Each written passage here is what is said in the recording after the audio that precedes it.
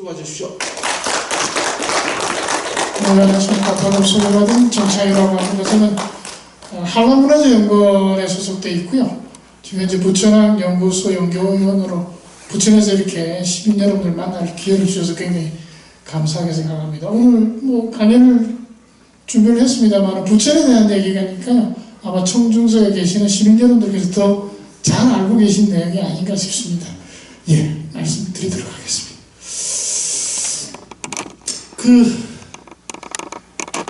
조금 전에 저기 서봉수 선생님께서 강의를 해주셨는데 많은 좋은 말씀 해주셨어요. 제가 준비한 얘기의 백그라운드가 되는 얘기들을 전반적으로 고고학이라든가 또 한국사 또 문화유산에 대한 전반적인 얘기를 해주셔서 제가 말씀드리는 부분 이해도를 훨씬 높일 수 있는 그런 부분이 아닌가 싶습니다. 제가 사실은 개인적으로 도쿄 대학에서 유학을 했는데요. 왜 한국인들은 그렇게 문화유산도 정비도 해주고 철도도 놔준 일본인들이 그렇게 싫어하는지 몰라요? 그렇게 얘기합니다. 일본인들. 지금도 그 일제강점기의 식민지 정책을 엔한스라고 합니다. 인핸스, 문명화하다. 자기들이 아시아의 다른 나라들 문명화해 줬다고 생각을 해요. 그런 과정에서 그 문화유산을 조사했다든가 그 기반을 닦아줬다. 이렇게들 생각을 합니다. 아까 그 발표 내용 중에서 조선 고족도보라든가 일제강점기의 문화유산에 대한 조사 내용이 있는데 실제로 당시에 문화유산을 조사한 사람 중에 당시 조선인은 한 명도 없습니다.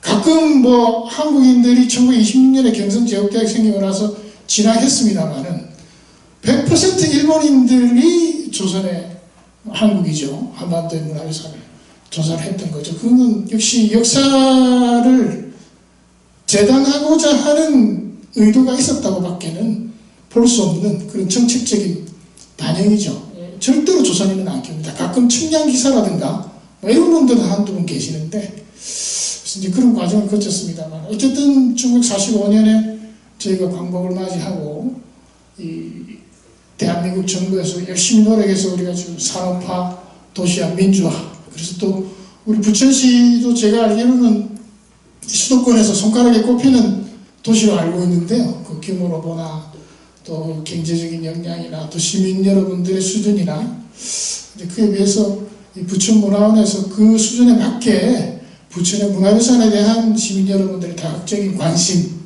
그 다음에 앞으로 더 진행될 수 있는 개발에 문화유산을 지킬 수 있는 그런 힘을 좀씩 닦아나가야 된다는 그런 아주 거대한 계획이 있으신 것 같습니다. 그래서 저같이 이렇게 외부에 있는 사람들도 불러주셔서 이런 강연을 할 기회를 주셔서 굉장히 감사하게 생각하고 이번 시간에 그 부분에 대해서 특히 부천의 문화유산에 대한 말씀을 좀 드리고자 합니다. 시작하도록 하겠습니다. 제 제목이 그 브로셔하고는 조금 다르게 되어 있습니다. 미래적인 가치가 들어있는데 아마 오늘 내용을 보시면은 이 문화유산에서 어떻게 미래를 찾아야 될지 여러분들께서 잘 인식하게 되시리라 확신합니다. 우선 이 부천의 지리나 지형에 대한 얘기를 먼저 해봐야 되는데요. 기본적으로 이제 이게 우리 고지도에 나와 있는 이 부천과 경기도 한강, 김포, 이 서부 지역 일원에 지은 말하자면 이 단위 지자체죠. 어디 나와 있습니다. 위가 대동여지도고 대동여지도가 좀 확대된 것이고요. 아래쪽이 이제 해동지도가 되겠습니다. 이 고지도는 우리가 이제 조선시대 이런 지도가 주로 18세기 정도 제작이 많이 됩니다.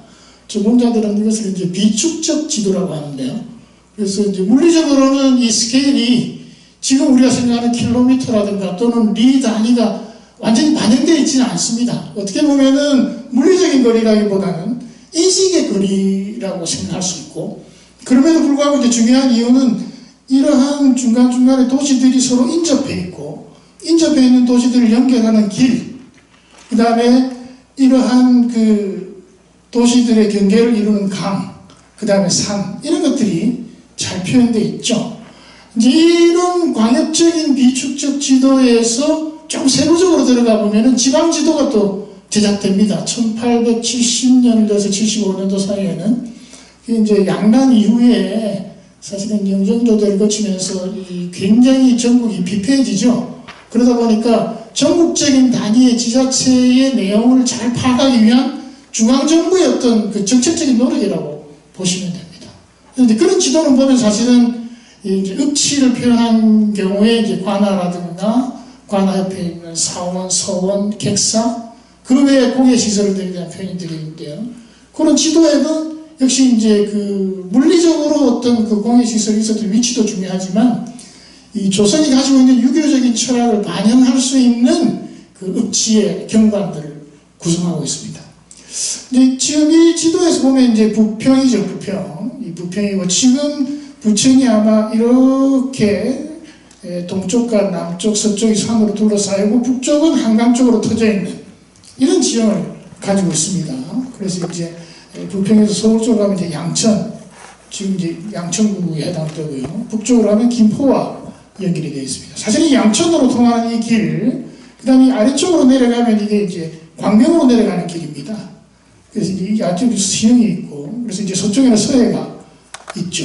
그래서 이제 부천이라고 하는 것이 김포, 인천, 그 옆쪽에는 이제 이 강화도를 포함해서 서해 도서지방과 연결될 수 있는 서쪽에서 이제 서쪽으로 주로 이제 교통이 통하는데 남쪽과 동쪽으로는 내륙인 서울, 경성이죠. 그 다음에 아래쪽으로는 광명하고 연결되어 있는 그런 지리적인 특징을 보여주고 있습니다. 여기도 보면 이렇게 산으로 남쪽으로 분지 지형입니다. 그리고 북쪽으로 한강을 바라보고 있죠. 이러한 그림만 우선 보셔도 한강에서 지금의 서울로 진입할 수 있는, 그래서 이제 이게 여기 광주가 되겠습니다만은 이 시흥, 양천, 그래서 이제 이 부분이 지금 이제 그 한성백제의 중심지가 되는 부분이 되겠습니다. 그래서 이제 탄천, 한양천, 한강, 그래서 이제 강 사이의 분지들이 이제 이 도시를 이루고 있죠. 그래서 이제 아까 설명에 나왔습니다. 우리가 사환시대 또는 원삼국시대라고 얘기하는 기원전 1, 3세기 대 기록에 보면 이 한반도, 당시로는 이 한지라고 얘기하는데요. 삼국지간에 거한다. 그래서 산과 계곡, 들판. 그래서 이제 자연지리형에 따라서 이러한 산과 산 사이에 곳간에 이 도시들이 만들어져 있다. 이렇게 기본적인 그런 접근 방법을 가지고 있습니다. 예. 그다음에 이제 오른쪽에 보이는 이 지도는 일제강점기에 1912년에 제작된 대정지도라고 합니다. 대정연간 1912년부터 1926년까지 그 다음이 이제 쇼와죠. 메이지 천황, 대전 천황, 쇼와 천황 그 사이에 대정연간을 만들어졌는데 이 1912년도에 일제강점기 때 이런 이제 말하자면 현대적인 의미의 근대적인 축적 지도, 삼각 측량에 의한 지도가 만들어집니다. 이게 이제 1905년, 6년, 7년을 거치면서 이 탑지구가 만들어지고 통감부가 만들어지면서 일제가 말하자면은 한반도 전체를 삼각 측량을 합니다. 그래서 지금 현대적인 의미의 물리적인 거리를 표시하고 각 단위 지자체의 토지조사 사업을 진행을 합니다. 그게 이제 1912년, 13년에 주로 진행이 되는데요. 부산부터 삼각 측량을 해서 올라옵니다. 제일 먼저 된 건 이제 대구, 평양, 그 다음에 이제 서울, 뭐 이렇게 해서 측량을 먼저 해서 지역으로 확대해 나가는데 처음에 그 측량의 기준점이 도쿄였다고 해요. 그래서 나중에 압록강까지 올라가니까 거리가 틀어져가지고 한 7m 정도 오차가 났다고 합니다. 그래서 압록강 그 강폭을 가지고 지도폭을 맞췄다고 그렇게 전하고 있습니다만은 이러한 그 현대적인 의미의 측량 지도를 만들면서 그 일본인들이 한 게 뭐냐면 국유지를 다 파악을 합니다. 그래서 이제 당시에는 국유지이지만 관리되지 않고 있는 땅이 말하자면 일반 사람들이 막 무허가로 농사를 짓는 거죠. 그 세금 안 내고 말하자면 그런 땅을 다 수탈해서 그 국유지로 다시 환원시키면서 총독부 땅으로 다 환치를 시킵니다. 그래서 그 땅들을 어떻게 하느냐? 일본에서 넘어온 사람들한테 불화를 해줍니다. 여러분 그 얼마 전까지 일본 강요했을 때 아소 그 총리까지 했었죠. 그분이 그 큐슈의 탄광, 그 집안이 그 석탄 광업을 했어요. 근데 일본의 탄광에 이 침목을, 나무를 바쳐야 되잖아요. 근데 일본에는 그런 그 벌목을 함부로 못 합니다. 어떻게 하느냐. 조선에 있는 나무들을 땅덩이 전체를 다 불화를 해줘가지고 그 나무를 배에서 공짜로 거의 싼 가격에 사서 일본으로 가져가서 탄광하는 데 쓰는 거예요. 그렇게 해서 말하자면 특혜를 주는 거예요. 특혜를. 그러니까 재정이 올바로 돌아갈 이유가 없죠. 그래서 일본인들이 지금도 이 일제강점기 동안 한국을 지배했던 그 장부를 쫙 펼쳐보면 악가지라는 거예요. 적자다. 우리 한국에서 돈 번 거 하나도 없다. 그렇게 얘기합니다만 그럴 수밖에 없었던 게 그 내지인들한테, 일본인들한테 한국의 여러 가지 부가가치들을 막 특혜를 줘서 싼값에 불화를 하는 바람에 그게 말하자면 정경유착이에요. 정경유착. 그런 과정이 있었기 때문에 그 적자인 거지. 그게 뭐 당시에 자기들이 우리한테 무슨 투자를 해가지고 돈을 다 못 가져가고 뭐 그런 거 아닙니다.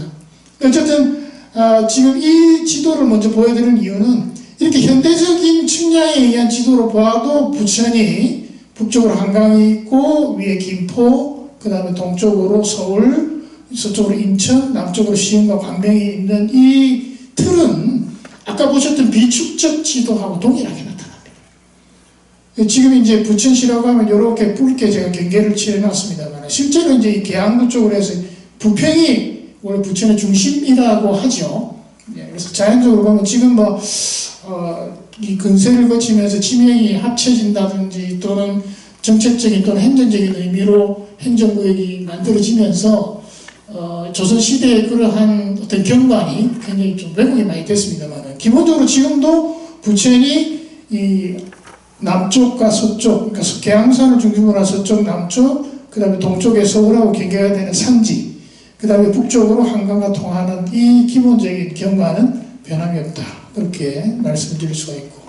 대략 이제 지금 이 해발 고도가 중요한데요. 사실 이제 왜 해발 고도가 중요하냐면은 우리가 이제 그 남부지방 같은 경우에는 우리 해발 고도 한 20m 선 정도가 그 홍수 한계선으로 봅니다. 일상적으로 물이 범람해가지고 아주 영구적인 시설을 만들기 어려운 그 해발 고도가 20m 정도 봅니다. 낙동강역은. 그래서 20m보다 낮으면 언제 물이 들어올지 모르기 때문에 그 마을을 형성해가지고 버려요. 그래서 대략 20m의 해발선을 끄면은 그보다 높은 곳이 일상적으로 도시가 만들어질 수 있는, 생활할 수 있는 그 터전을 제공해 줄 수 있는 어떤 지형적인 요건이라고 얘기하는데요. 지금 대략 이렇게 보시면은 지금 우리가 다 평야지대로 보이는 이런 지역도 해발 10m 아래로 보이기 때문에 이제 바닷물이 들어올 수 있는 그런 지형적 요건을 가지고 있어서 역시 북쪽으로 터져 있는 이런 그 디귿자상의 지형이 이제 부천의 그 기본적인 지형입니다. 조금 전에 마지막에 우리 앞에 서 원장님이 말씀하셨던 중요한 유적, 고강동이라든가 이런 유적들이 이 부천의 동쪽에 있는 산록 일대에 고강동, 여월동, 범벅동들이 이런 구름 위에 있습니다. 그 다음에 이 동쪽에 있는 계양산 위에는 계양산성이 있고요. 그래서 이제 중앙에는 사실은 저희가 지금 제가 지난번 발표에서 말씀드렸지만 지금 이제 부천대가 3기 신도시 지금 저희가 전체 한 200만 제곱에 대해서 시굴 조사를 하면서 실제로 땅을 굴착해서 지형을 보고 있습니다만은 대부분 이 편지 쪽은 현재 해발 고도가 9m 정도밖에 안 나옵니다. 그래서 파보면은 한 3m 정도는 복토가 되어 있고요. 부천 시내에서 개발하면서 나온 흙들이 그 위에 다 복토가 되어 있습니다. 그다음 그 아래쪽에는 해발 제로까지 뻘층이 나옵니다. 뻘층이. 그래서 실제로 이제 그쪽에는 유적이 형성되어 있지 않고 그런 것들은 옛날 지형들을 반영하고 있는 거죠. 그래서 제가 이제 드리는 말씀은 이 전체가 하나의 포구, 만과 같은 그래서 이제 굴포만이다. 저는 이제 그렇게 말씀드리는데 이제 이런 저지대가 땅이 메워지고 간척이 되고 말하자면 경기정리가 진행이 되면서 이제 물을 빼기 위해서 이제 굴포천이라고 하는 것이 만들어지죠. 그래서 굴포천은 다분히 인공적인 하천의 성격이 굉장히 강합니다. 그래서 이제 직선로고, 그래서 이제 보통 이렇게 지대가 낮으면은 물이 공류합니다. 공류하게 되면은 유로가 자꾸 바뀌어요. 그러니까 어제 분명히 여기 내가 농사를 지었는데 올해 또 비가 많이 오면 물이 차고, 그래서 뭔가 영구적으로 이 농업을 경영할 수가 없어요. 그래서 물을 계속 퍼내거나 네덜란드처럼. 그래서 이제 말하자면 결국은 이러한 저지대를 극복하기 위해서 긴 뚝을 만든다는 거예요. 그래서 이제 우리가 장제군, 뭐 주부토군, 장제군 할 때 긴 제방에 있는 군이다라고 하는 게 삼국사기 지리지에 나오는 게 이런 제방을 만들어서 물을 막아야 이 안쪽을 땅을 쓸 수 있는 거예요. 그래서 이제 그 장제라고 하는 말이 나왔고, 그때 뚝을 만들어서 아마 네덜란드처럼 풍차를 만들었으면 지금 풍차의 도시가 되겠죠. 네. 그래서 이제 이러한 기본적인 지형과 지리가 부천시의 전체적인 하나의 경관을 이루는 요소다. 그렇게 말씀을 드릴 수 있겠습니다. 이게 이제 부천과 지형지리인데요. 조금 전에 설명드렸던 부분을 조금 확대해서 보면은 역시 서쪽과 남쪽, 동쪽에 구릉지가 있고 북쪽으로는 한강을 향해서 터져 있는. 그래서 저는 기본적으로 이 포구 안에 배가 들어왔을 거라고 생각합니다. 지금 우리가 마포나루 있죠. 마포나루까지 당연히 배가 들어왔었고, 마포에 지금 염창리, 뭐 염창동 이런 데가 옛날에 소금 창고가 있던데요. 그래서 그 소금배가 충북 제천까지 올라갔다고 하니까, 그래서 이제 수운이 굉장히 활발하게 이루어졌고, 이 배가 이제 우리가 뭐 임진왜란 얘기하면 이순신 장군이 평저선을 썼다고 하는데 삼국시대 때부터 한국은 평저선을 썼어요. 바닥이 평평합니다. 왜 그런가 하면은 한국의 갯벌, 그러니까 이 수심이 낮죠. 그러니까 이 배 밑이 뾰족하면 걸려서 못 나갑니다. 그래서 낮은 수심에서도 위에 뜰 수 있게 배를 운항하기 위해서는 평저선이 돼야 돼요. 그래서 특히 이제 한강지역, 김포나 이런 지역은 서해로부터 올라오는 좋은 선, 세곡선들이 들어와야 되기 때문에 이 수온 관리를 굉장히 많이 했고, 사실은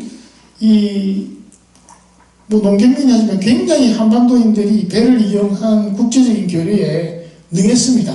그래서 또 중국으로부터 들어오는 상인들에게 굉장히 열려있는 공간이었고요. 우리가 생각하는 것보다는 한반도가 땅 끝에, 아시아 대륙 끝에 있지만은 굉장히 아시아 대륙에 특히 중국하고 일찍부터 활발한 교류를 했던 그런 땅입니다. 간접적인 기록이긴 하지만 실제로 이제 조선이라고 하는 그 지명이 중국 문헌에 처음 나오는 게 대략 기원전 7세기쯤부터는 벌써 조선이 나옵니다. 어떤 내용이냐면은 이제 그 책의 내용이 이제 천하 제일 명품회를 논하는 그런 대화 내용인데, 문피는 어디게 제일 좋으냐? 조선 문피가 최고다. 조선은 어딨냐? 발해만 안쪽에 있다. 그렇게 표현이 되어 있어요. 이제 그 조선이라고 하는 게 땅 이름인지, 사람 이름인지, 뭐, 나라 이름인지는 모르죠. 세계가 다 섞여 있다고 봐야 되지 않겠습니까? 근데 전 세계가 다 그래요. 우리가 뭐 유럽도 요즘 뭐 우크라이나 전쟁이지만 옆에 있는 폴란드, 폴족의 나라, 폴란드. 그죠? 홀족의 나라, 홀랜드.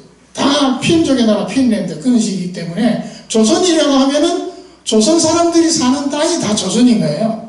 이제 그 조선이, 조선, 숙신, 여진, 이게 사실은 다 발음상으로는 통하는 거기 때문에 뭐 한민족이다 이런 표현은 어떤지 모르겠습니다만은 조선 땅에서 함께 생활했던 그런 사람들이다 이렇게 얘기할 수 있죠. 이게 이제 부천의 기본적인 지형이 되겠습니다.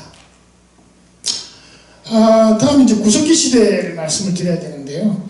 지금 오른쪽 지도가 좀 중요한데, 이 오른쪽에 지금 붉게 표현된 데가 이 홍적세층이라고 하는 겁니다. 홍적세니까 좀 어렵죠. 영어로 이제 플라스토스인 이렇게 얘기하는데, 대략 이제 이 홍적세라고 하면 연대적으로는 한 250만 년 전부터 한 8만 년 전. 뭐 연대는 뭐 또 요즘 연구가 많이 활발히 진행되고 있기 때문에 앞뒤로 좀 구분이 되는데, 지금부터 대략 한 300만 년 전쯤 생각하면 됩니다. 그 홍적세가 끝나는 게 지금부터 한 2만 년, 만 년쯤 전부터는 새로운 이제 기후가 시작되고, 이 홍적세 기간은 우리가 이제 인류가 말하자면은 유인원에서 현생 인류로 진화해오는 그 과정에 연대하고 거의 일치합니다. 그래서 250만 년, 300만 년 전에 얘기하죠. 아프리카의 한 호수에서 시작된 한 여성의 유전자가 전 세계로 퍼져나갔다. 요즘 이런 얘기를 하지 않습니까? 그래서 이제 그 인류의 발생도 전 세계가 서로 다른 그 발생 지역이 있느냐, 아프리카 기원이냐 논란이 있었습니다만, 최근에는 유전적인 연구에서 아프리카 기원설에 힘이 실리고 있는 그런 현황입니다만, 그래서 이제 지금 부천에 이렇게 붉게 보이는 홍적세층들이 분포하고 있고, 실제로 이 홍적세층이 분포하는 지역에서 구석기 유적이 뭐 김포에서는 유적이 발굴조사가 됐고요. 지금 왼쪽에 보이는 이 유물들은 제가 저희 한라문화재연구원에서 작년에 원정동에서 발굴조사를 하면서 지표 채집한 유물들입니다. 아쉽게도 이 채집된 유물들이 있는 홍적세층을 저희가 이제 땅을 파서 굴착에 조사를 했습니다만은, 구석계층은 이제 이 쇠계층이라고 해서 이런 유물들이 많이 박혀 있으면 그걸 문화층으로 보고 거기에 생활했다는 걸 보는 거예요. 구석기 시대는 왜냐하면 정주 취락이 없기 때문에 늘 왔다 갔다 하는 거예요. 왔다 갔다 하는데 어느 한쪽에서 특별히 석기를 제작하거나 집중적으로 사용해서 버렸거나 하는 지역이, 그 지점이 사람들이 생활했던 곳이다. 그래서 유적으로 우리가 생각을 하는 겁니다. 근데 지금 이제 사진으로 어떨지 모르겠습니다만은, 예, 이 조금 날카로워야 되는데 이 타격면들이 조금 보드라요. 이게 뭐냐면 이제 지표에 노출돼 가지고 많이 굴러다녔다는 거예요. 그렇다고 이게 뭐 몇백 미터 이상 이동한 건 아니고 그 지점은 맞지만, 그래서 아마 이 홍적세가 있는 층 어디엔가 문화층이 지금은 유실됐습니다만은, 유적이 있었을 겁니다만은 그 층들이 이제 깎여 나가서 없어지면서 그 층에 있던 유물들이 지표상에 지금 노출되어 있는 상태입니다. 대략 이런 정도라면 우리가 이제 뭐 조금 더 상세한 그림이 있으면 좋겠습니다만, 우리가 이제 흔히 말하는 구석기 시대를 전기 구석기, 뭐 후기 구석기 이렇게 구분한다면, 전기 구석기는 석기들이 대체로 커요. 한 손으로 들기에도 좀 묵직합니다. 그래서 우리가 동물뼈 같은 걸 부실 때는 그 돌의 무게만으로도 탁 내려치면 뼈가 쫙 부러지는. 그다음 이제 후기 구석기로 가면은 이 석기들이 정교해져서 아주 작은 석기들을 써요. 그래서 어떤 구석기 연구자는 그런 작은 석기로 자기 면도도 한다고 하는데, 그래서 이제 석기가 작아지고 더 늦은 시기가 되면 이제 우리가 이제 구석기 시대, 신석기 시대 합니다만, 그 사이에 또 중석기 시대를 설정하기도 합니다. 그런 경우는 어디냐면 이제 조합석기, 우리가 낚싯바늘 같은 경우에 이렇게 곡선으로 만들기 어려우니까 직선과 곡선을 만들어서 이제 끈으로 연결을 한다든지, 그리고 조합식 석기라든가 세석기, 석기가 점점점 작아집니다. 그러다가 신석기 시대가 되면 이 돌을 갈조, 마제석기라고 하는 게 신석기 시대에 만들어지는 그런 단계입니다만, 그래서 어쨌든 부천에도 이런 구석기 시대 유적이 분명히 있는 게 확인이 되고 있고, 그 층들이 지금 아주 넓게 분포하기 때문에 아마 뭐 전공리만큼일지는 모르지만은 언젠가는 아주 훌륭한 교과서에 나올 만한 구석기 유적이 발굴되리라, 그렇게 생각을 합니다. 이제 뭐 우리가 뭐 부천에 저런 돌들이 있다고 한다는 건 알겠습니다만, 구석기 시대는 어떤 시대냐, 제가 이제 여러 가지 그림을 좀 준비를 해봤습니다. 예. 지금 제일 오른쪽 아래 보이는 게 이제 석기들인데, 이런 석기들은 조금 작고 이렇게 타원형으로 좀 만들었죠. 그래서 이제 이 석기를 제작할 때 벌써 계획력을 가지고 만든다는 거예요.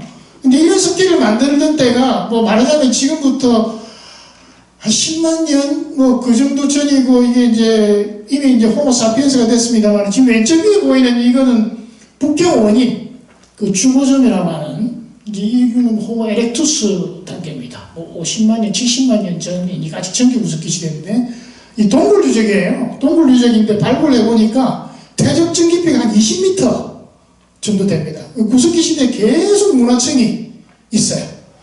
근데 그래서 이 문화층에서 뭐가 나왔냐면은 재가 나옵니다. 재. 그래서 호모 에렉투스 때부터 불을 사용했다. 이 불이 굉장히 중요하거든요. 우리가 뭐 인간이 영장류로서의 특징이 뭐 두뇌가 좋다, 그 다음에 뭐 언어를 사용한다, 뭐 이런 게 있지만, 제일 중요한 게 첫 번째 동물하고 구분되는 게 불을 사용하는 동물은 없습니다. 네. 불이 뭐가 중요하냐, 특히 조명, 밤에 활동할 수 있죠. 두 번째, 이 불에 음식을 익혀서 먹으면 소화가 잘 됩니다. 말하자면 영양분을 섭취해서 소화를 잘 시켜주니까 몸이 튼튼해지는 거예요. 네. 이 영양 상태가 좋아지면 어떻게 되느냐, 뇌가 커집니다.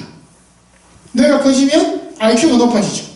지적 능력이 향상하는 거예요. 그래서 이 인류가 불을 사용했다고 하는 것은 정말 신의 선물이에요. 뭐 처음에 어떻게 불을 썼을까 말이 많죠. 뭐 이제 번개에 쳐가지고 막 불이 나가지고 가보니까 뭐 동물들이 타 있으니까 먹어보니까 부드럽고 맛있으니까 어떻게 해서 그 불씨를 간직하다가 나중에는 불을 만드는 법도 배웠다라고 생각을 합니다. 뭐 정확히는 잘 몰라요, 사실 고고학자들도. 근데 어쨌든 이 에렉투스 단계에 이 불을 사용하는 그것이 이제 구석기 시대의 하나 중요한 문명적인 특징이고, 그다음에 오른쪽에 이제 사냥하는 장면인데요.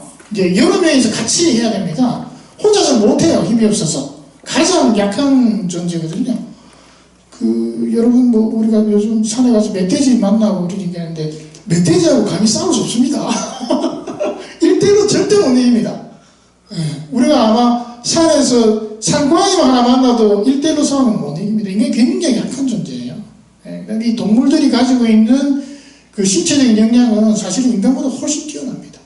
그 동물 같은 경우 후각이 인간의 1000배 그렇게 얘기하죠. 그 다음에 하늘에 나는 새들 인간의 거의 1000몇백 배 되는 시각을 가지고 있다고 그러잖아요. 그러니까 하늘에 몇백 미터 위에 떠 있어도 땅에 보는 벌레가 다 보이는 거예요. 우리로서는 우리는 막 망원경 달고 올라가야 겨우 보이는데 훨씬 더 육체적 능력이 뛰어납니다. 그래서 그렇게 1대1로 붙으면 못 이깁니다. 그렇기 때문에 이렇게 이제 사냥을 하게 되는데, 이 사냥을 하게 되면 뭐냐? 커뮤니케이션이 돼야 돼요. 전부 앞쪽에 말씀 안 되잖아요. 야, 내가 앞에서 끌 테니 너는 뒤에서 뭐라. 협업이 되는 거죠. 그 다음에 이 공동체 같이 이렇게 사냥을 하면 어떻게 되죠? 집에 가서 나눠야 돼요. 그죠? 누구 한 명이 다 못 가져가잖아요. 그럼 우리가 지금 다 스키모들 뭐 같이 고래를 잡으면은 제일 공이 많은 사람한테 뭐 머리 쪽을 준다든지 그런 규칙이 다 있습니다. 그러니까 이 사회적인 규칙이 만들어지는 근간이 이 사냥에서 시작되는 거예요. 일설에는 아마 이렇게 사냥은 남성들이 하고 여성들은 집에서 주로 이제 과실을 딴다든지 또는 바닷가에서 조개를 줍는다든지, 그 어떻게 보면 이제 여성들이 가져오는 거는 올곧이 자기 거예요. 그 누구한테 나눠줄 이유가 없는 거지. 남성들이 하는 거는 무조건 나눠야 돼. 이게 이제 사회적인 불평등의 시작이라고 얘기합니다. 에겔스는. 예. 그러다 보니까 이제 여성들이 사실은 힘이 강해지죠. 그러면서 이제 이렇게 모여서 같이 섞기도 만들고. 그 다음에 이건 지금 이제 사진 좀 잘 보여지는지 모르겠는데 죽음을 맞이하는 장면입니다. 예. 무덤을 만드는 거예요. 이제 인류가 최초로 무덤을 언제쯤 썼을까? 아마 네안데르탈인 정도부터라고 생각을 합니다. 지금 현재 나오는 이적으로는. 그래서 한 15만 년에서 20만 년. 정확히는 연대는 사실 잘 몰라요. 요즘 같으면 이제 알겠지만. 근데 어떤 유적이냐면은 분명히 죽은 사체가 올곧이 누워있거나 아주 정연하게 누워있는데 그 주변으로 화분, 꽃가루가 많이 나오는 거예요. 그래서 그 꽃을 의뢰를 위해서 놓았다고 해석을 하는 겁니다. 예. 근데 이건 죽음에 대한 의뢰다라고 얘기를 하는데, 또 다른 이제 신고과학자들은 그렇지 않다. 동굴에서 썰어가지고 자는 줄 알았는데 죽고 나서 자꾸 썩으니까 냄새가 나니까 옆에 향기 좋은 꽃을 갖다 놓은 거다. 이렇게 해석하는 사람도 있어요. 그래서 이제 고각이라고 하는 게 좀 그런 농자에 따라서 서로 관점이 좀 다르지만, 어쨌든 전 세계적으로 나오는 양태로 봤을 때는 무덤이라고 볼 만한 것들이 대략 10만 년, 15만 년 전부터는 나옵니다. 근데 이 죽음이라고 하는 게 사실은 이제 구석기인이 죽음을 인식했다는 건 굉장히 중요해요. 이게 이제 혹시 크리스찬 계시는지 모르겠습니다만, 기독교에서 제일 중요한 게 뭡니까? 핵심적인 종교를 지배할 수 있는 부활이잖아요, 부활. 예? 죽은 자 가운데 장사한 지 3일 만에 다시 일어서셨던, 살아나신, 예. 죽음을 극복한 거거든요. 인류의 영원한 숙제예요, 사실은. 근데 이 죽음이라고 하는 걸 인식했다는 것 자체가, 왜냐하면 이 죽음이라는 걸 인류가 인식하면서부터 내가 죽고 난 그 뒤는 어떻게 할 거냐 하는 생각에 미치는 거예요. 와, 큰일 났네. 내가 저 사과나무 저거는 내가 심은 건데, 내가 따야 되는 건데 내가 죽고 나면 어떡하지? 그럼 이제 모여서 야, 이 사과나무는 내 거야 하든지, 그죠? 네. 우리 마을 사람들이 다 죽고 나면 어떡하지? 우리 아들들은 어떡하지? 딸들은 어떡하지? 그런 생각들이 생기는 겁니다. 그게 벌써 이제 구석기 시대 인류가 인류적인 문명적인 생각을 가지기 시작한 거예요. 여기 조금 더 나가보면 사실은 이런 구석기 시대에 결혼이라고 하는 생각을 보면 아버지가 누군지 알겠어요? 아버지가 누군지 알겠습니까? 엄마는 알죠. 날 낳아준 사람이니까. 그죠? 뭐 엄마가 자유로웠다는 게 아니고, 그러다 보니까 집안에서 아버지는 힘이 없어요. 그러니까 엄마, 아빠, 딸, 아들 있으면 딸, 아들은 기본적으로 엄마 편이에요. 자연적으로 그렇게 되어 있는 겁니다. 아버지는 사회적 관계예요. 사회적 관계. 아버지가 아버지라는 거는 엄마만 증명할 수 있잖아요. 그죠? 그러니까 집안에서 항상 투표하면 엄마가 이기는 거야. 그러니까 우리나라가 나중에 나이 들면 엄마가 집에서 강해지는 게 사실은 그 인류의 원초적인 모습입니다. 그러다 보니까 아버지는 집에서 힘이 없어요. 자연적으로. 그래서 부권이라고 하는 것을 인위적으로 만들어서 남자가 가정 내에서 최소한의 자기 균형을 이룰 수 있게 해주기 위해서 부권이라고 하는 걸 만들었다. 문명적인 기제다. 이렇게 얘기를 하는 겁니다. 예. 그렇게 안 하면 아버지는 아무 쓸데가 없어요. 이제 그나마 사냥해서 뭐 잡아올 때는 괜찮지. 나이 들고 나면은 아니 왜 저 누워가지고 저러고 그렇게 되는 겁니다. 사실은. 그래서 말하자면 우리가 구석기 시대에 비록 이 돌만을 사용했지만, 돌이라고 하는 자연 재료를 이용한 도구만 이용했지만 불이라든가 협업이라든가 죽음이라든가, 그죠? 그 다음에 이 생활 터전을 만들 수 있는 동굴 유적 같은 데서 이제 전투 생활을 시작하기 시작합니다만은 그 문명적인 행태가 구석기부터 시작을 합니다. 그래서 다시 돌아가 보면 말하자면 이 부천의 이 홍적세층에 이런 습기들을 만든 분들은 아까 보셨던 그런 생활들을 한 거예요. 당연히 불을 이용하고, 그죠? 그 일대 지역에서 돌을 채취해서 습기에 적합한 재료를 수습해서 습기를 만들고, 뭐 바다가 가까우니까 뭐 어로를 했든 사냥을 했든, 그죠? 그런 활동들을 했던 사람들이 이 부천에 살았다는 거예요. 최소한 2만 년 이전에. 그래서 제가 지난번에 부천의 역사가 2만 년 이상 올라가야 된다고 하는 게, 이제 말하자면 이와 같은 모습들이 이제 부천에 고고학적으로 확인되고 있다. 그런 말씀을 드리겠습니다. 시간이 너무 빨리 가네요. 조금 서두르도록 하겠습니다. 신석기유적입니다. 신석기유적 이게 러봉이라든지 유럽의 여러 사조의 철학자들이 만든 시대적인 개념이 있습니다만, 기본적으로는 이제 신석기 시대가 되면 토기를 만듭니다. 토기. 이제 흙을 빚어서 그릇을 만들고, 그 다음에 이렇게 돌을 갈아서 만든 석기를 좀 더 정교하게 만들기 시작하죠. 말하자면 전업적인, 보다 농경을 더 정교하게 잘할 수 있는 도구를 만드는 시대가 되고, 그 외에도 신석기 시대 중요한 변화가 있습니다만, 결국 뭐냐면 이제 농업을 시작했다는 거예요. 그게 이제 우리의 첫 번째 혁명이라고, 신석기 혁명이라고 얘기합니다. 이제 이 고든 차일드라는 분이 그런 말씀을 하셨는데, 전 세계가 약 한 대략 1000년쯤 전부터는 각 지역에서 밀이든 뭐든 농경을 해가지고 이 채집을 하는 게 아니고 계획적으로 이 씨를 뿌리고 수확을 하는 그런 시즌의 어떤 스케줄을 가지게 됐다. 그렇게 얘기하는 게 신석기 시대 유적인데, 안타깝게도 지금 부천에서는 본격적인 신석기 유적이 조사된 사례는 없습니다. 다만 이제 범박독 이론의 발굴 조사하는 과정에서 신석기 시대 도구 편이 하나 나왔기 때문에 분명히 그 이론에 신석기 유적이 있을 거다, 그렇게 추정을 하고 있습니다. 한반도 문화입니다만 이제 대략 보시기에 이렇게 토기를 굽고 가까이서 이제 어로도 하고 사냥도 하고 그런 마을의 풍경이죠. 그래서 이제 윤기문 토기, 아비문 토기, 지역적인 차이도 있고 시기적인 차이도 있습니다만은 대략 이런 토기들이 한반도에서는 8,000년, 10,000년, 일본은 지금 토기가 한 12,000년까지 올라가는 좀 토기가 있습니다.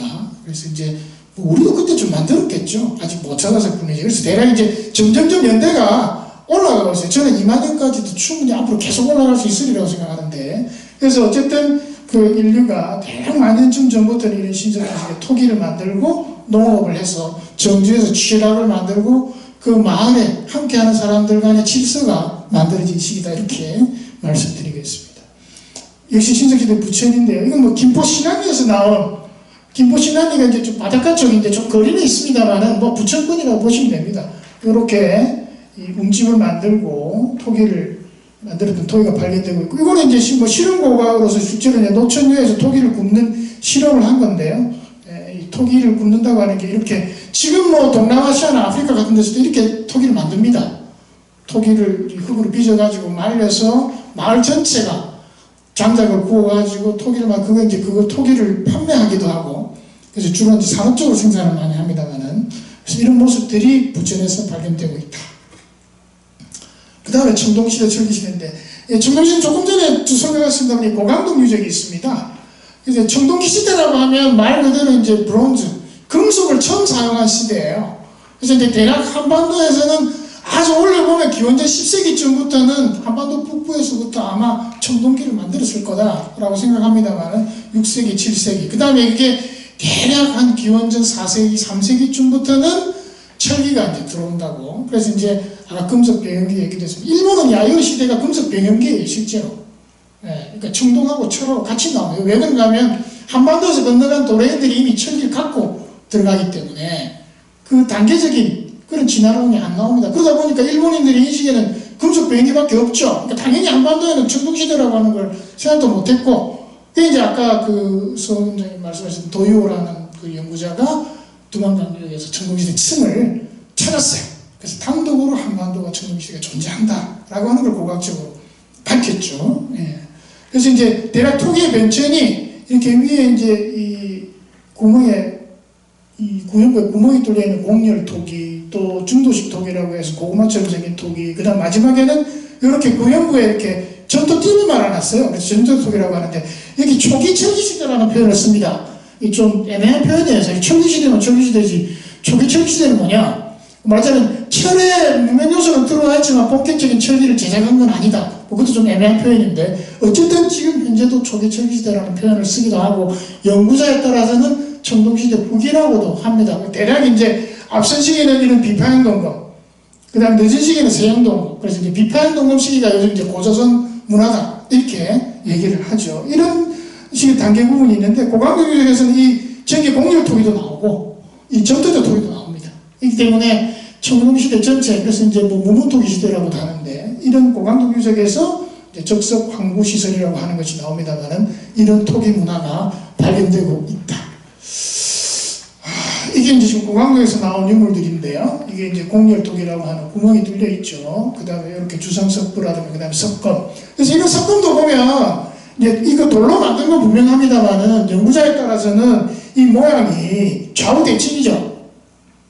이거는 분명히 금속기를 아는 사람이 모방해서 만든 거지, 그 금속을 모르고는 이런 걸 만들 수 없다라고 얘기해요. 그래서 이런 석검이 나오는 기본적으로는 금속 문화가 있다, 이렇게 설명을 하기도 하고요. 이게 이제 고강도 아까 고속도로 남북으로 유적이 형성되어 있는 현황이 되겠습니다. 그다음 청동시대 후기, 조금 전에 말씀드렸던 그 점토대 토기들, 이거는 이제 여월동에서 나온 겁니다만, 그 다음에 이런 거를 이제 두라고 합니다. 고배인데요. 높은 국다리 접시, 두라고 하는 표현은 이제 미소 동이 전에 두라고 하는 표현이 나옵니다. 그래서 이제 중국에, 이런 토기들은 사실은 뭐냐? 중국의 칠기를 모방한 거예요. 이게 이제 지금 제가 다른 사진은 준비 안 했습니다만, 심지어는 토기에 이 오칠을 해가지고 토기를 까맣게 만듭니다. 그 다음에 붉은 적칠을 해가지고 붉은 줄을 칠하기도 하고, 이게 이제 부식이 안 돼요. 근데 이제, 칠기가 이제 한반도에서도 기원전후 되면 나오긴 나오는데, 이 칠기를 모방한 토기들이 나중에는 굉장히 얇아집니다. 칠기가 얇거든요. 나무를 굉장히 얇게 만들고 오칠을 해놓으면 부식이 안 됩니다. 지금 여러분 제사 지낼 때도 제기도 지금 칠기 쓰지 않습니까? 그 칠기가 중국에서 굉장히 비싸요.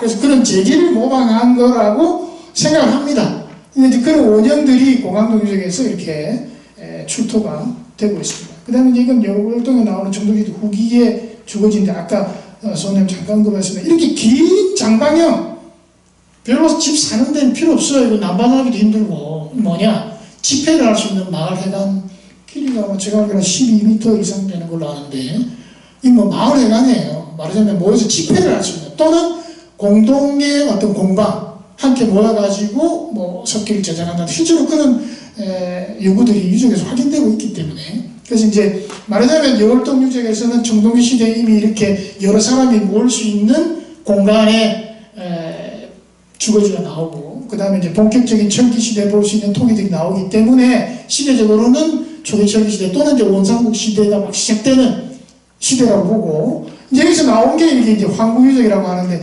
이게 이제 도랑이 이렇게 파져 있어요.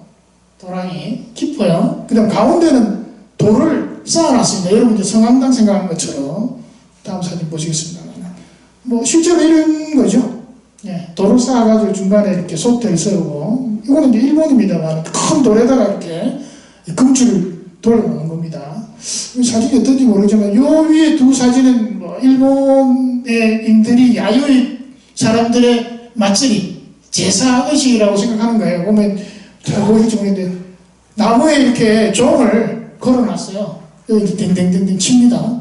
예, 그럼 사람들이 모이고, 예, 그 다음 아래에서 그렇게 투구와 같은 데서 음식을 넣고 이제 의례를 하는 거죠. 이렇게 나무에 걸어놓고. 이게 이제 전혀 이질적인 게 아니고, 지금 이런 야유실에 나오는 게 동탁이라고 해서 이런 큰 종을 만듭니다. 이게 큰 거는 높이가 1m 50 정도 돼요. 여기 보면 이런 그림들이 있습니다. 사냥하는 장면이나 춤추는 장면들이 그림이 있습니다. 근데 아까 성정도 보시면 이게 이제 농경문 청동기인데요. 우리에게 그림이 있어요.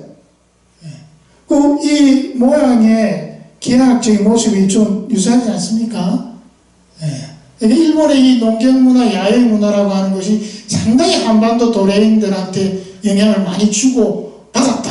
이렇게 설명할 수 있고, 실제로 이 야외 시대가 되면 일본 열도의 인구의 사회적 증가가 폭발적으로 증가하는 경우가 있습니다.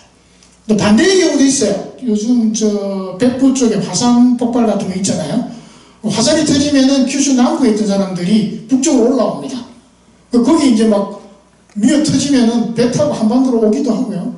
그래서 그때 뭐 국경이 아니니까 비자가 필요한 건 아니니까 오고 가고 하는 게 이 큐슈 지금 후쿠오카, 부산, 기내, 늑도하고는 서로 잦은 교류가 일상적인 생활적인 교류가 있었다고 봐야 되겠죠. 그런 것들이 이제 나중에 정치적인 의미를 갖게 되는 시기가 언제냐, 이제 그런 게 문제긴 한데, 거기서 이제 우리가 인나일본부 얘기도 하고 뭐 그런 얘기를 합니다만, 대략 4세기 중엽 때 이후가 되면 일본인들이 한반도에 많이 건너옵니다. 또 많이 건너가고. 왜냐? 아마 지금 생각에는 그런 삼국시대 초기에 도시를 만들거나 대량의 금속을 생산하거나 대량의 토기를 생산하는데 노동력이 필요해요. 그래서 일본 열도로부터 그런 노동력을 수입한다거나, 그 다음에 이제 소금, 그 다음에 이제 쌀. 지금도 일본에 쌀이 많습니다만은. 그래서 이제 이 스시마 같은 데 보면은 위서 동의전에 실제로 남북 시적이라는 표현이 나옵니다. 남북에 배를 타고 다니면서 쌀을 팔러 다닌다고. 지금도 경상도에는 아시는지 모르겠어요. 쌀 팔러 간다 그래요. 쌀 팔러 간다고. 쌀을 사러 간다고 안 하고 쌀 팔러 간다고 그래요. 그러니까 쌀이라고 하는 건 뭘 사고 팔아야만 되는 행위예요. 그래서 스시마 사람들이 말하자면 기내에 와서 철을 가지고 일본에 지금 교토나 오사카, 키나에 가가지고 철을 주고 쌀을 받아서 중개무역을 했던 거예요. 근데 나중에 이제 백제가 기내로 직접 건너가서 철을 직접 거래를 하니까 스시마 사람들은 중개무역을 할 이유가 없어지죠. 그런 사람들이 나중에 힘을 잃고 기내하고 백제 중심으로 아시아가 재편되는 그런 양상들이 보이는 겁니다. 그래서 조금 전에 보강동 유적의 소도라고 하는 것은 사실 이제 조금 다른 설명이 필요합니다만 의뢰를 위한 특수한 공간이에요. 그래서 조금 전에 보시면은 이제 이런 공간들이 이제 다른 지역에도 이런 유구들이 나오는데, 재밌는 것은 이 안에 사람이 살았던 흔적은 없어요. 이게 이제 말하자면 비접이랄까? 특별히 그 안으로 도망가는 그 신의 영역이기 때문에 밖에서 뭐가 체포한다거나 할 수 없다. 그런 기록이 있습니다. 정확히 어떤 의미인지 사실 잘 모릅니다. 근데 어쨌든 뭔가 신성화된 영역이다. 그런 신성화된 영역이 아까 보셨던 그 구름 위에 있다고 하는 것은 뭐냐면 전체 분지를 아우르는 경관을 가진 구름 정상부에 저는 신의 영역인 황구시설이 있다고 하는 것은 그 자체가 이 부천 분지 일대에서 굉장히 중요한 중심지인지는 조금 더 생각을 해봐야 되겠습니다만은, 그에 대해서 저는 조금 다른 생각을 가집니다만은, 이제 그런 의미의 유적이 공항동 유적에서 확인되고 있다. 그렇게 말씀을 드리겠습니다. 다음 이게 이제 소도에 대한 거고, 그 다음에 원삼국 시대입니다. 원삼국 시대는 이제 뭐 좀 간단히 설명드리면 기력으로는 AD 0에서 기원전 300년, 우리가 이제 삼국 시대가 시작되기 전에 프로토 삼국이라고 얘기를 하는데요. 그 시기에 말하자면 그 유적들이 지금 실제로 원삼국 시대 유적이 지금 부천에서는 명료하게 확인은 되지 않고 있습니다. 다만 아까 고강동 유적에 나오는 초기 전기시대 유물이 분류하자면 원삼국 시대로 편입할 수 있는 정도의 단계 유물이라고 볼 수 있습니다.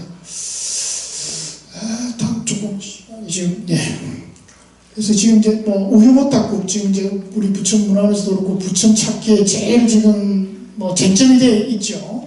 우유모탁국 어디 나오냐? 위서동 이전에 나옵니다. 이거 우유모탁국, 신분고국, 백제국. 저는 이 순서에 좀 주목하는데요. 이제 이 순서가 대략 54개국이 북에서 남쪽으로 내려가면서 서설됐다고 본다면 대략 이런 우유모탁국, 신분고국, 백제국이 서로 붙어 있었다. 그럼 이제 백제가 지금 잠실 쪽이면은 지금 부천하고 사이가 신분고국이고 저희가 우유모탁국이 아닌가 이제 뭐 그렇게 생각합니다. 그러면 이제 그 앞에 있는 나라들도 좀 설명이 돼야 되겠습니다. 대략 이 위에 나오는 소속세국이라든가 하는 나라는 임진강이라든가 그 위쪽으로 비전되기 때문에 그런 부분이 있고 그 다음에 이제 이 기령전투에 관한 기록인데 조금 복잡한 얘기입니다만은 대략 AD 246년에 이 낙랑이 사실 한이 만든 군현인데 한 나라가 약해지면서 군현이 좀 혼란이 됐습니다. 그러다가 다시 질서를 찾으면서 남쪽에 내려와가지고 앞으로 당신들 내가 관리할 거야 하는 바람에 싸움이 나서 전쟁이 나가지고 이 기령의 이 한강유역에 있는 이 순지들이 전쟁을 일으켜가지고 낙랑태수를 죽입니다. 그 엄청난 전쟁이 있었어요. 그때 나오는 게 이제 신분고국인데 그 신분고국이 이 신분고국이에요. 물론 논자에 따라서는 이게 신분고국이냐 아니냐 조금 이견도 있습니다만 그 결국 신분고국이 왜 앞장섰냐? 한강유역에서 군현지하고의 교육, 교류를 통해서 가장 많은 이득을 보는 집단이다. 그리고 보면 지금 이제 부천이라든가 잠실까지 이르는 한강 남부의 남쪽 연안의 한기들이 말하자면 한강을 매개로 서북한 평양 지역하고 교류하면서 많은 이득을 얻었다고 볼 수 있는 거예요. 그래서 그러한 그룹의 우유모탁국도 표현됐다고 본다면은 지금 부천이 위치적으로도 굉장히 합당하다. 그런 설명을 드린 거고요. 이거 지금 좀 설명이 필요합니다만은 뭐 대략 이렇게 마한, 진안, 변안, 그 다음에 동해 지금 뭐 글자가 조금 잘못된 게 있습니다만은 그 다음에 이제 기원전 108년에 한 무제가 침공을 해서 낙랑과 대방군이 만들어지고 이거는 전체적인 이해를 위한 겁니다. 북쪽으로 고구려 부예, 옥저 예, 그 다음에 한, 그래서 이제 한반도는 대략 이렇게 구분됩니다. 고구려는 이제 맥쪽이라고 얘기하고요. 예매. 그 다음에 동쪽에 강원도 함경도는 예조. 그 다음에 남쪽은 한지예요. 그렇게 구분을 합니다. 그래서 이제 광개토항 위에도 보면 신래, 한예 이렇게 해서 새롭게 점령한 한지와 예지에서 사람들을 끌고 와가지고 슈메르를 만들었다 이런 기록이 있어요. 그래서 당시 사람들도 우리 한반도 땅의 사람들을 이렇게 좀 구분을 했었다는 거하고 그래서 초기에 이제 백제가 이 근초고학대 지도입니다만 이렇게 영역을 확장해 가는 과정에서 부천도 백제에 포함됐을 거다. 이 말씀을 지금 드리기 위한 지도입니다. 그 밑에 지금 여러 연대는 뭐 시간 있으면 좀 설명드리면 좋습니다. 다음에 기회가 있을 거라고 생각하고. 그래서 이제 지금 보면 이 삼국시대의 유물들이 부천에서 어디 나오느냐. 여월동, 범박동, 그 다음에 원정동 유적에서 이렇게 백제시대, 이 주거지들, 그 다음에 토기들, 그 다음에 이거는 이제 저장봉입니다. 지금 사진으로 보시겠습니다. 이게 직경이 한 3m 됩니다. 깊이도 3m 정도 되고요. 그 안에 이렇게 한성백제기의 유물들이 들어있습니다.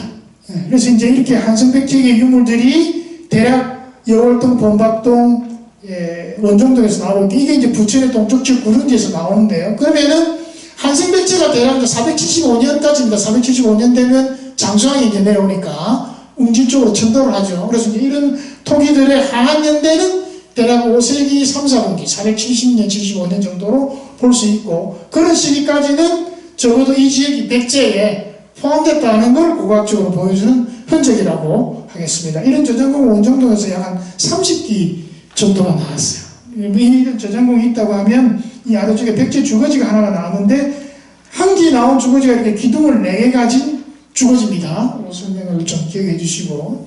그래서 이런 주거지가 뭐냐 하면은 우리가 이제 사주식 주거지라고 해서 이 방형 또는 원형 계통의 안에 4개의 기둥이 있는 주거지를 사주식 주거지라고 하는데 이런 주거지가 대략 한반도 서남부에 주로 집중되어 있어서 이런 주거지는 계보적으로 마한, 백제하고는 조금 차이가 있는 마한의 전통적인 계보의 주거지고, 그림 잘 보실지 모르겠지만 Y자형 또는 철자형에서 이렇게 앞쪽으로 돌출되어 있는 출입구가, 이런 주거지가 이제 뭐 백제계 또는 저는 부여계라고 생각하는데요. 실제로 북만주의 부여지역에서도 이런 주거지가 나옵니다. 온도를 가진. 그래서 이제 말하자면 이런 주거지를 가진 사람들이 한강의 동북부로부터 백제로 내려오고, 이런 주거지를 가진 사람들은 한반도 남부에서 분포해 있었다고 보면 그 접경이 되는 데가 이게 부천지역입니다.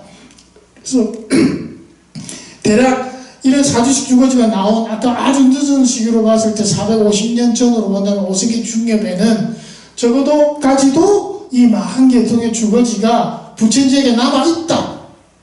이제 방점을 어디에 둘 거냐? 이게 백제 포섭됐다라고 하는데 방점을 둘 거냐? 그럼에도 불구하고 이런 사주식 주거지가 5세기 중엽까지 부천에 남아있다고 하는 것은 이 마한의 한 계통의 소국이 그 계보를 갖고 있었다라고 볼 수 있기 때문에, 그렇게 보면은 부천 지역이 마한의 일국인 우유모탁국이라고 하는 그런 가설 논증의 하나의 근거가 될 수 있다. 이런 말씀을 드릴 수가 있겠습니다.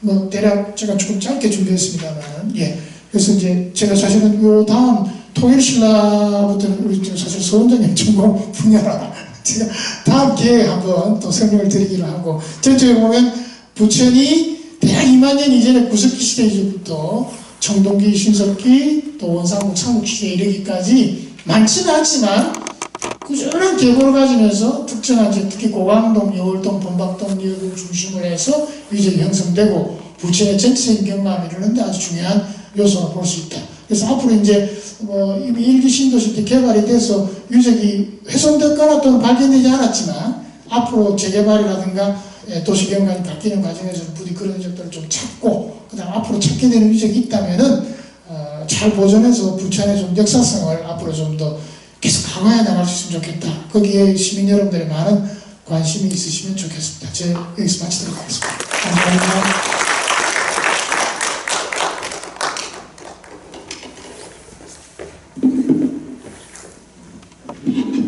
네, 끝까지 자리 지켜주셔서 감사드리고요. 부천의 유적지와 이제 문화재를 중심으로 이제 부천의 고대사를 설명해 주신 정창희 위원님께 다시 한번 말씀 부탁드립니다. 네.